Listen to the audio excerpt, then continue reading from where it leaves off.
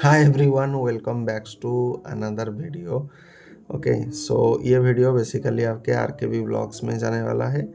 जो बहुत समय ब्लॉग्स में नहीं बनाता हूँ, लेकिन बीच बीच में कभी अगर मान लीजिए आप कोई टॉपिक मन को छू लिया, तब मैं जनरली उस पर बात करता हूँ। ठीक है ना। आजकल के हमारे भारत में जनरली क्या सिस्टम चल रहा है,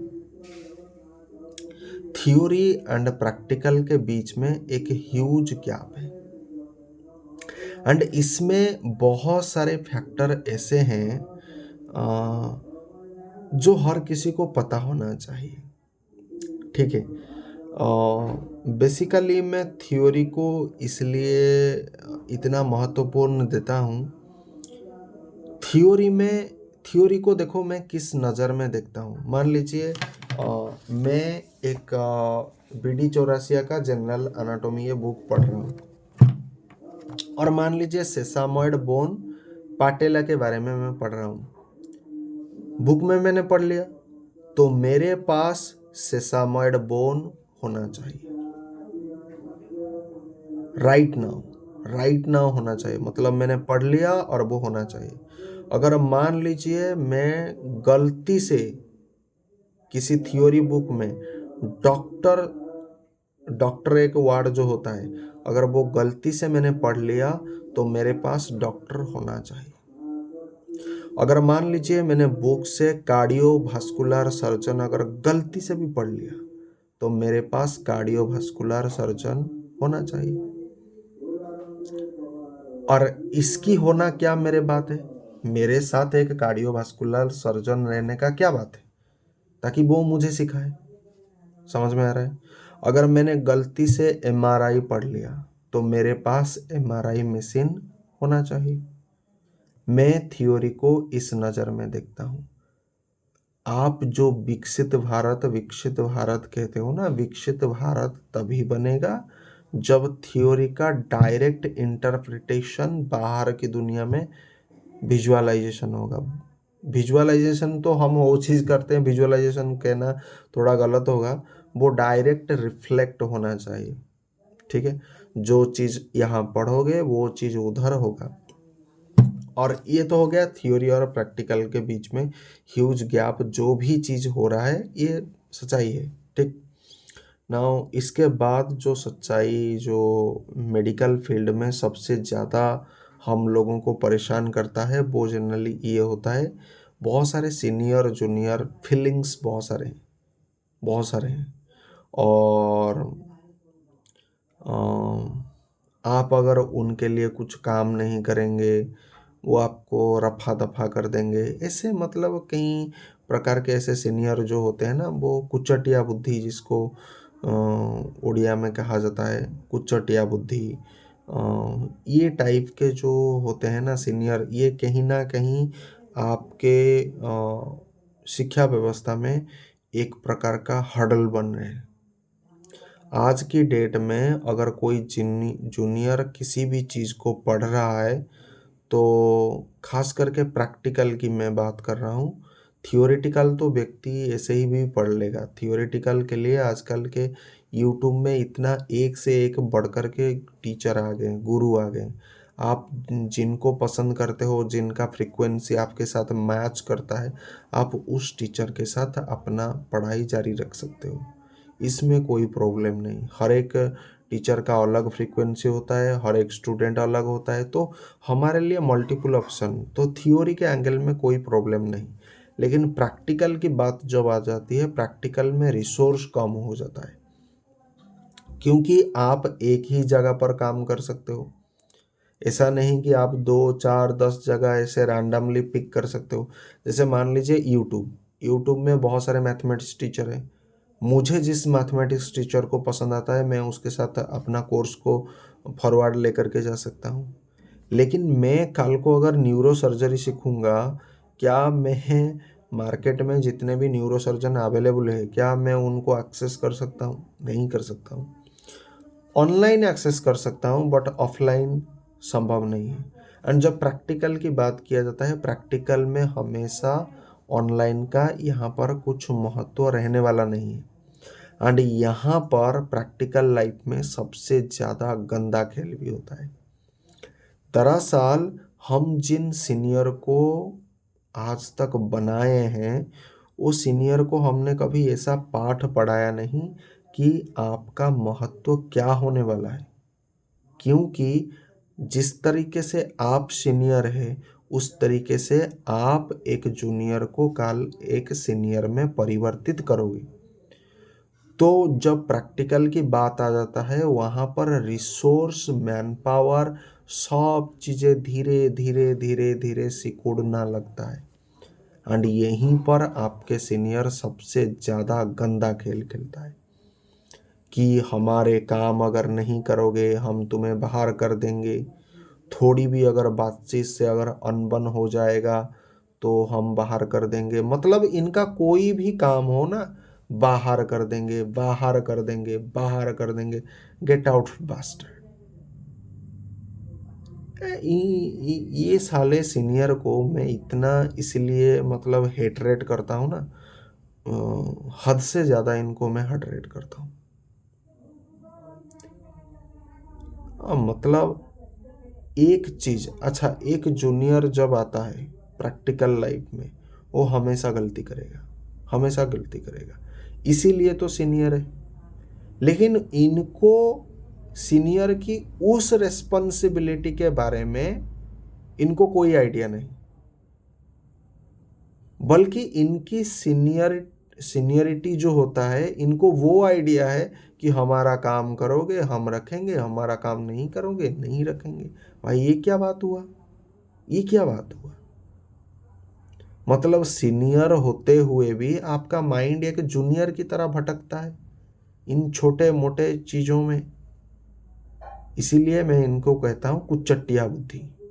ये जो कुचट्टिया बुद्धि होते हैं ना, छोटे छोटे चीज़ में जो ढूंढते हैं आपके गैप्स, वो कहीं ना कहीं भारत को बर्बाद कर रहा है।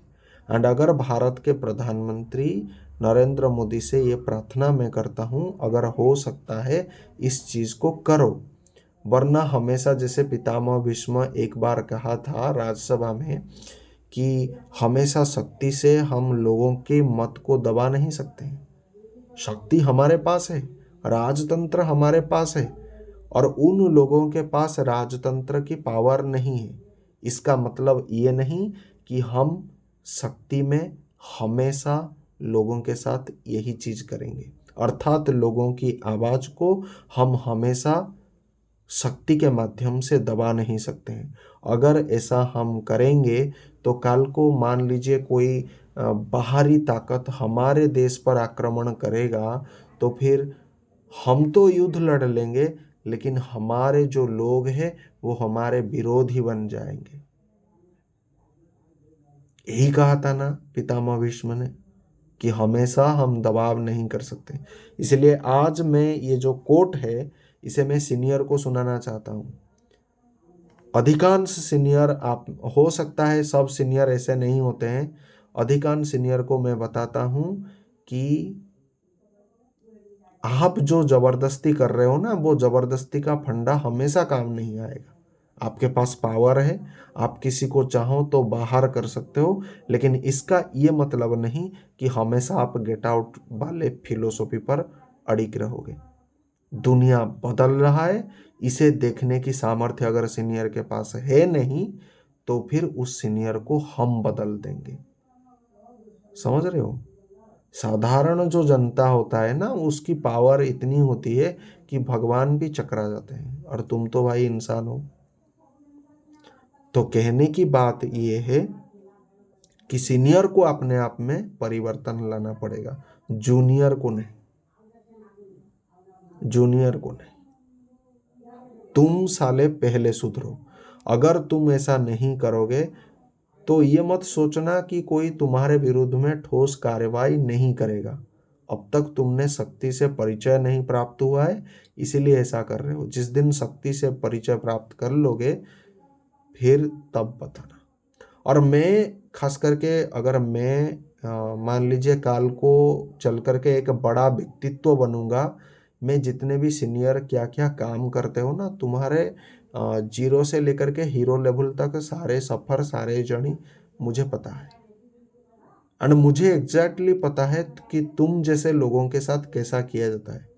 जब तुम आज ए सीनियर होकर के किसी जूनियर को गेट आउट कर लेते हो, तब उस जूनियर कोई आवाज़ नहीं उठाता है, चुपचाप चले आता है। जैसे तेंदुलकर अगर आउट होता है, तेंदुलकर अपने फटाफट निकल लेता है, वो कोई कमेंट नहीं करता है। उसी तरह से जूनियर भी चला आता है, लेकिन हमेशा ऐसा नहीं होगा। काल को मान लीजिए आप जितने भी सीनियर हैं, आपको मैं जॉब से अगर निकाल दूं तो आपको कैसा लगेगा?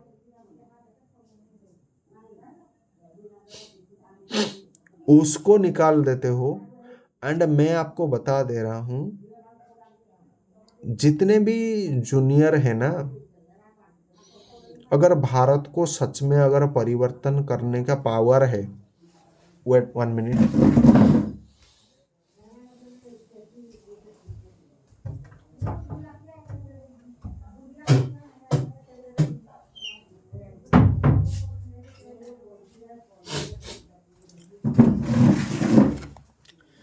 मैं एक चीज बताता हूँ। जितने भी सीनियर हैं, साले सुनो, तुमको आज गाली देने का बहुत मूड कर रहा है।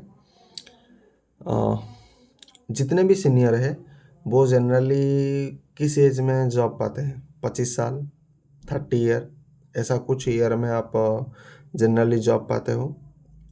एक चीज़ मैं आपको बताना चाहता हूँ ना, धीरे धीरे जैसे जैसे उम्र ऊपर ऊपर ऊपर ऊपर ऐसे बढ़ेगा ना, पता है क्या क्या सब रोग हमारे हमको ग्रसित करेगा। पहले तो ऑस्टियोआर्थराइटिस, रिमाटॉइड आर्थराइटिस आजकल के ये कॉमन हो गया है, ये आपको लग जाएगा। उसके बाद पता है क्या होगा? ब्लड प्रेशर या तो हाई होगा या फिर लो होगा। डायबिटीज मेलाइटस ये हो सकता है। तीसरा, धीरे धीरे जैसे जैसे आप जॉब करोगे, 2-3 साल के बाद आपका शादी हो जाएगा। शादी होने के बाद आपके पास कौन होगा? लड़की अगर होगा तो लड़का आ जाएगा, एंड लड़का होगा तो लड़की आ जाएगा। यही कहानी चलता है, ये चिरंतन सत्य है। अब धीरे धीरे क्या होगा, जो संसार करते हैं उन्हें पता होता है कितना टेंशन, ऊपर से रोग का टेंशन और इधर ये संसार का टेंशन, साला और तीसरा आपका जॉब का टेंशन। और आपके जितने भी जॉब है, खास करके अगर मैं इंडिया की बात करूंगा, साले आप जितना काम नहीं करते हो उतना पेपर वर्क आपका होता है। समझ में आ रहा है? तो आप चारों तरीके से एक प्रकार का क्या है, घिर चुके हो चारों तरफ से। एंड फिर भी साले आपके अंदर इतना अकड़ है कि हमेशा कुचटिया बुद्धि जो होता है उसको परित्याग करने का आपके पास सामर्थ्य नहीं। और दूसरी बात, ये तो हो गया पहली बात। दूसरी बात मैं समझाता हूं कि कैसे कैसे, खास करके मैं मेडिकल सेक्टर की बात करता हूं। मेडिकल सेक्टर में पता है क्या होता है? एक होता है फेवरेटिज्म का शिकार, मतलब आप जिसको पसंद करोगे साले उसको सिखाओगे। इसीलिए मैं कहता हूँ, कई बार हमेशा मैं कहता हूँ, प्रैक्टिकल उस व्यक्ति को सिखाओ जो थियोरेटिकल करेक्ट है। क्योंकि आप साले के अंदर थियोरेटिकल नॉलेज बिल्कुल नहीं है, मैं भली भांति जानता हूँ। एंड इसी कारण से साले आपके अंदर कुचटिया बुद्धि आता है। पता है, मैंने कभी कभी एक चीज पढ़ा था, वो बाद में बताऊंगा वो एंगल, क्योंकि किसी दिन अच्छा मूड होगा तभी बताऊंगा, ठीक है। हालांकि बेसिकली बताना का चाहूँगा, अगर अभी चलो अभी बता देता हूँ। आपने कई बार सुना होगा, जितने भी लड़की के बारे में बोल रहा हूँ, ठीक है। हमारे जो इंडियन कल्चर सिस्टम है, पता है, उसमें 12 आमर ओडिया लैंग्वेज रे कहा जाए 12 वर्ष 13 पर्व। कहीं कहा जाए 12 वर्ष 13 पर्व। आउ बेसिकली ये 12 वर्ष 13 पर्व रे आमर गर्ल्स मतलब वोमेन पार्टिसिपेट ज़्यादा होता है। क्यों होता है? क्योंकि वोमेन्स को अगर हम बिजी नहीं रखेंगे तो आज ये जो परक्रिया प्रीति ये सब जो चल रहा है ना, ये नहीं चलेगा। अगर वोमेन बिजी रहेगा तो ये सब चीज़ें नहीं होगा। तो हमारे जो धर्म होता है ना, वो बहुत ही प्रैक्टिकल होता है हर चीज़ का, कि किसी को इतना बिजी कर दो कि वो दोबारा कुछ ऐसा गलत कर्म के बारे में सोच नहीं सकते हैं। एंड आप सभी को पता है, खाली दिमाग जो होता है ना, वो शैतान का घर होता है। एंड आज के जितने भी लेडीज होते हैं जो इन प्रक्रिया प्रीति को करते हैं, वो जनरली उनके पास क्या काम धंधा है? आजकल तो गैस स्टोव आ गया, ज़्यादा से ज़्यादा भात कर दो, कोई तरकारी कर दो, ऐसा करके मतलब काम खत्म, काम खत्म। तो इसीलिए ये सब जो प्रक्रिया प्रीति होता है, ये आज के डेट में बढ़ रहा है। उसी तरह से आप सभी को मतलब समझ में आना चाहिए ये। हालांकि मैं एक चीज़ सीनियर के पॉइंट ऑफ व्यू से बताया, अगर आप इसे समझना चाहते हो तो समझो, ठीक है। बाकी जो सीनियर में जो एक होता है, सेकंड नंबर पर हमने बात किया था, फेवरेटिज्म का कंसेप्ट बढ़ रहा है। तीसरा जो मैं बात करूँगा, अगर ये सबको मिला करके एक चीज़ बनेगा, अगर आप इन सभी एंगल को टच कर रहे हो, ठीक है, फेवरेटिज्म के एंगल को टच कर रहे हो, आपके कुचटिया बुद्धि के एंगल का टच कर रहे हो, तो ये सब चीज़ जो जब कलेक्टिवली होगा तो उसके बाद पता है क्या होगा? उसके बाद मैं जैसे जैसे बताया ना कि धीरे धीरे मैन पावर रिसोर्स कम हो जाएगा, क्योंकि भारत इतना बड़ा देश है, इतना बड़ा देश है, आप अगर उन्हें सर्विस देना चाहोगे भी तो दे नहीं सकते हो। आपको क्या लगता है? ये जो छोटी सोच है ना, ये छोटी सोच, आप एक बार कल्पना करिए, एक बार कल्पना करिए, जब आपको कोरोना पीरियड आया था, आपके पास प्रॉपर वेंटिलेटर मैनेजमेंट सिस्टम नहीं था। आपको ये रियलाइज हो रहा है क्योंकि पैंडेमिक का दौर था, और हर चीज़, खास करके हेल्थ केयर सिस्टम में जितने व्यक्ति थे वो सारे के सारे मतलब डेंजर जोन में थे, ठीक है, डेंजर जोन में थे। तो इसी तरह से मैं कहना चाहता हूँ कि अगर आपका प्रवृत्ति ये सब रहा, खास करके सीनियर को मैं कह रहा हूँ, अगर आप इन सब चीज़ों में लिप्त रहेंगे और एक लंबे समय के लिए, जो नुकसान होगा सीनियर जूनियर का तो नुकसान होगा, क्योंकि उनके पास कोई पावर नहीं, आपके पास सारे पावर हैं। जीतोगे जंग आप, हमेशा सीनियर ही जंग जीतेगा। एंड एक चीज बता दे रहा हूँ, सीनियर अगर जंग जीतेगा तो देश हमेशा जंग हारेगा। एंड जिस दिन जूनियर जंग जीतेगा, हमेशा उसी दिन देश जीतेगा। सीनियर हमेशा स्वल्प काल के अवधि तक युद्ध जीतना चाहिए, लंबे समय तक नहीं। वो पितामह भीष्म वाला कहानी याद करो कि हमारे पास शक्ति है, राज सत्ता है, हम अगर चाहेंगे कि लोगों के मत को भी दबा दे सकते हैं। एक धनु के बाण पर लोग अपना हाँ को ना में और ना को हाँ में परिवर्तित कर सकता हूँ। लेकिन लंबे समय तक, लंबे अवधि तक अगर हम राज सत्ता का उपयोग करेंगे तो हमारे लोग हमारे शत्रु बन जाएंगे। अबे मैं एक चीज सीनियर को ये भी समझाता हूँ कि जैसे जैसे साला आपका उम्र भी बढ़ेगा ना, सांस फूलने लगेगा, सांस लेने में दिक्कत लगेगा। आपको क्या लगता है? आपको क्या लगता है कि आप ये जो छोटी मोटी बानर सेना लेकर के और ये कुचटिया बुद्धि करके 2 3 4 को आप जो पसंद करते हो उसके साथ आप खेल खेल लोगे? आपको यही लगता है कि हम युद्ध जीत जाएंगे? आपको लगता है? ये 2 4 जो बानर सेना आपके चारों तरफ घूम रहा है ना, ये कुचटिया बुद्धि के षड्यंत्र में ये जो 3 4 जो पासा आपके अंडर घूम रहा है ना, आपको लगता है आप इसे भारत को बचा सकते हो? ऐसा लगता है आपको?